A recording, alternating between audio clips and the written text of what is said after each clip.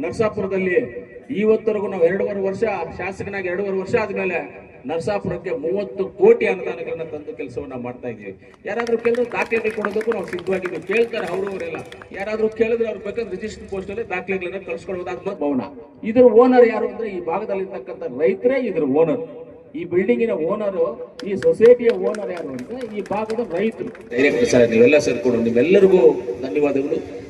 ಇವತ್ತು ಮುಖ್ಯವಾಗಿ ಇಷ್ಟೆಲ್ಲ ಕಾರ್ಯಗಳಾಗಬೇಕಂದ್ರೆ ನಮ್ಮ ಅಧ್ಯಕ್ಷರಾದಂಥ ಮುನ್ರಾಜಣ್ಣ ಏನಂದ್ರೆ ಈ ಕಟ್ಟ ಕಟ್ಟಬೇಕು, ಬೆಳಗ್ಗೆ ಸಾಯಂಕಾಲ ಬಂದು ಯಾವುದೋ ಒಂದು ಸಮಸ್ಯೆನೂ ಇಲ್ಲಿ ಉದ್ಭವ ಮಾಡಿ ಇಟ್ಟಿದ್ರು, ಒಂದು ಸಮಸ್ಯೆನ ಬಿಲ್ಡಿಂಗ್ ಕಟ್ಟೋದಕ್ಕೆ.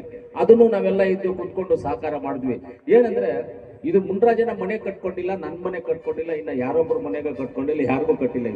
ಇದು ನಮ್ಮ ಕೋಲಾರ ತಾಲೂಕು ನರಸಾಪುರ ಹೋಗ್ಲಿ, ನರಸಾಪುರ ಅಂತ ಈ ಭಾಗದಲ್ಲಿ ಇರ್ತಕ್ಕಂಥ ರೈತರಿಗೆ ಸಂಬಂಧಪಟ್ಟಿದ್ದಂತ ಭವನ.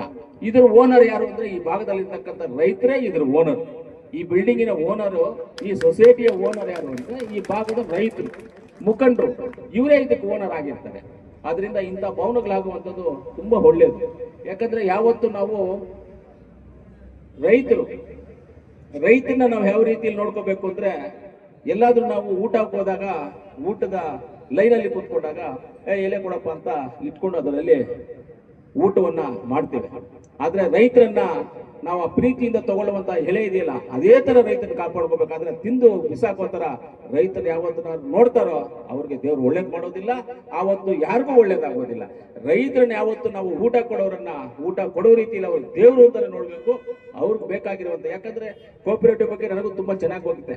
ನಾನು TAPSMS ಈ ಏಪ್ರಿಲ್ 22ನೇ ತಾರೀಕು ಬಂದ್ರೆ 5 ವರ್ಷ ಆಗುತ್ತೆ TAPSMS ಅಧ್ಯಕ್ಷನಾಗಿ. ಈಗ DCC ಬ್ಯಾಂಕ್ ಡೈರೆಕ್ಟರ್ ಆಗಿದ್ದೀವಿ, MLA ಆಗಿದ್ದೀವಿ. ಯಾಕಂದ್ರೆ ಯಾವ್ದ್ರಲ್ಲಿ ನಮಗೆ ಸಮಾಧಾನ ತರುತ್ತೆ ಅಂತ ಹೇಳಿದ್ರೆ ಅದು ಕೋಆಪರೇಟಿವ್ ಡಿಪಾರ್ಟ್ಮೆಂಟ್ ಅಲ್ಲಿ ನಾವ್ ಏನ್ ಕೆಲಸ ಮಾಡ್ತೀವೋ ಅದರಲ್ಲಿ ಸಮಾಧಾನ ತರುತ್ತೆ. 4 ಜನ ರೈತರಿಗೆ ಉಪಯೋಗವಾಗುವಂತದನ್ನ ಕೆಲಸಗಳು ಮಾಡಿದಾಗ ಸಮಾಧಾನ ತರುತ್ತೆ ನಮಗೆ. ಅದರಿಂದ ಇವತ್ತು ಒಂದು ಒಳ್ಳೆ ಕಾರ್ಯಕ್ರಮ ಆಗಿದೆ.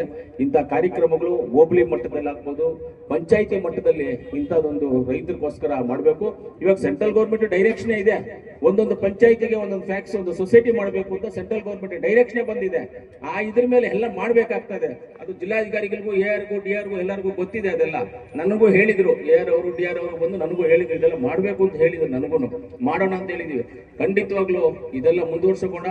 ಆಮೇಲೆ ನರಸಾಪುರ ವಿಚಾರಕ್ಕೆ ಬಂದಾಗ, ನರಸಾಪುರದಲ್ಲಿ ಇವತ್ತರೆಗೂ ನಾವು 2.5 ವರ್ಷ ಶಾಸಕನಾಗಿ 2.5 ವರ್ಷ ಆದ್ಮೇಲೆ ನರಸಾಪುರಕ್ಕೆ 30 ಕೋಟಿ ಅನುದಾನಗಳನ್ನ ತಂದು ಕೆಲಸವನ್ನ ಮಾಡ್ತಾ ಇದೀವಿ. ಯಾರಾದ್ರೂ ಕೇಳಿದ್ರೆ ದಾಖಲೆಗಳು ಕೊಡೋದಕ್ಕೂ ನಾವು ಸಿದ್ಧವಾಗಿದ್ದೀವಿ. ಕೇಳ್ತಾರೆ ಅವರೆಲ್ಲ, ಯಾರಾದ್ರೂ ಕೇಳಿದ್ರೆ ಅವ್ರು ಬೇಕಾದ್ರೆ ರಿಜಿಸ್ಟರ್ ಪೋಸ್ಟ್ ಅಲ್ಲಿ ದಾಖಲೆಗಳನ್ನ ಕಳ್ಸ್ಕೊಡೋದು. ಅದು ಮೊದಲಿಂದ ಇರೋ ಪದ್ಧತಿ. ನನಗೆ ರಿಜಿಸ್ಟರ್ ಪೋಸ್ಟ್ ಅಲ್ಲಿ ದಾಖಲೆಗಳು ಕಳಿಸೋದು. ನರಸಾಪುರದಲ್ಲಿ ಡಬಲ್ ರೋಡ್ ಆಗ್ಬೋದು, ಈ ಸರ್ಕಲ್ ಅನ್ನು ಅಭಿವೃದ್ಧಿ ಮಾಡೋದಕ್ಕೆ 2.5 ಕೋಟಿ ಆಗ್ಬೋದು. ಅದೇ ರೀತಿ ಬೆಳ್ಳೂರಿಂದ ಹೋಗುವಂತ ನಮ್ಮ ಇಂಡಸ್ಟ್ರಿ ಹೋಗುವಂತ ರೋಡ್, ಆ ರೋಡ್ ಹಾಕ್ಬೋದು. ಇವು ಕೆಲಸ ನಡೀತಾ ಇದೆ ಎಲ್ಲ. ಅದಾದ್ಮೇಲೆ ಟೌನ್ ಒಳಗಡೆ ಮಾಡಿರುವಂತ ನರಸಾಪುರ ಟೌನ್ ಅಲ್ಲಂತ ಸಿಮೆಂಟ್ ರೋಡ್ಸು, ಆಮೇಲೆ ಕುರ್ಕಿಂಗ್ ಮಾಡಿರುವಂತ ಸಿಮೆಂಟ್ ರೋಡ್ಸ್ ಹಾಕ್ಬೋದು, ಡ್ರೈನೇಜ್ ಹಾಕ್ಬೋದು, ರೋಡ್ಗಳು, ಇದೆಲ್ಲ ಟೋಟಲ್ ಆಗಿ 30 ಕೋಟಿ ಹೊರತು ಇವತ್ತು ನರಸಾಪುರದಲ್ಲಿ ಕೆಲಸ ನಡೀತಾ ಇದೆ. ಇನ್ನು ಮುಂದಕ್ಕಿನ್ನ ಎಷ್ಟು ತರಬಹುದು ಅಂತ ಯೋಚನೆ ಮಾಡ್ಕೊಳ್ಳಿ.